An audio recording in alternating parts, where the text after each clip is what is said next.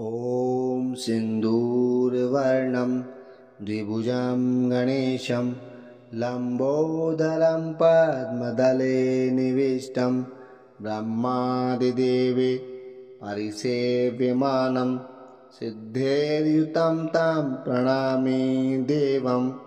ॐ सिन्दूरवर्णं द्विभुजं गणेशं लम्बोदरं पद्मदले निविष्टं ब्रह्मादिदेवे परिसेव्यमानं सिद्धेर्युतं तं प्रणमामि देवम्। ॐ सिन्दूरवर्णं द्विभुजं गणेशं लम्बोदरं पद्मदले निविष्टं ब्रह्मादिदेवे परिसेव्यमानं सिद्धेर्युतं तं प्रणमामि देवम्। ॐ सिन्दूरवर्णं द्विभुजं गणेशं लम्बोदरं पद्मदले निविष्टं ब्रह्मादिदेवे परिसेव्यमानं सिद्धेर्युतं तं प्रणमामि देवम्। ॐ सिन्दूरवर्णं द्विभुजं गणेशं लम्बोदरं पद्मदले निविष्टं ब्रह्मादिदेवे परिसेव्यमानं सिद्धेर्युतं तं प्रणमामि देवम्।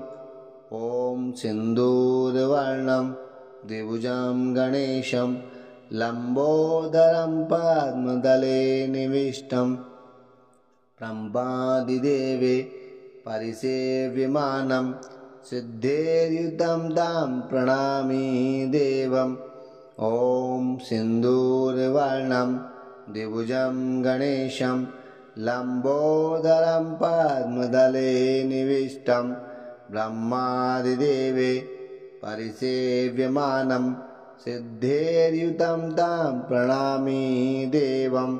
ॐ सिन्दूरवर्णं द्विभुजं गणेशं लम्बोदरं पद्मदले निविष्टं ब्रह्मादिदेवे परिसेव्यमानं सिद्धेर्युतं तं प्रणमामि देवम्। ॐ सिन्दूरवर्णं द्विभुजं गणेशं लम्बोदरं पद्मदले निविष्टं ब्रह्मादिदेवे परिसेव्यमानं सिद्धेर्युतं तं प्रणमामि देवम्।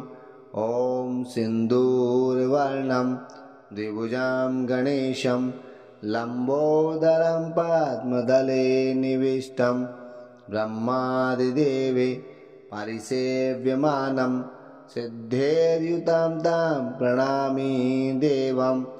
ॐ सिन्दूरवर्णं द्विभुजं गणेशं लम्बोदरं पद्मदले निविष्टं ब्रह्मादिदेवे परिसेव्यमानं सिद्धेर्युतं तं प्रणमामि देवम्। ॐ सिन्दूरवर्णं द्विभुजं गणेशं लम्बोदरं पद्मदले निविष्टं ब्रह्मादिदेवे परिसेव्यमानं सिद्धेर्युतं तं प्रणमामि देवम्। ॐ सिन्दूरवर्णं द्विभुजं गणेशं लम्बोदरं पद्मदले निविष्टं ब्रह्मादिदेवे परिसेव्यमानं सिद्धेर्युतं तं प्रणमामि देवम्। ॐ सिन्दूरवर्णं द्विभुजं गणेशं लम्बोदरं पद्मदले निविष्टं ब्रह्मादिदेवे परिसेव्यमानं सिद्धेर्युतं तं प्रणमामि देवम्। ॐ सिन्दूरवर्णं द्विभुजं गणेशं लम्बोदरं पद्मदले निविष्टं ब्रह्मादिदेवे परिसेव्यमानं सिद्धेर्युतं तं प्रणमामि देवम्।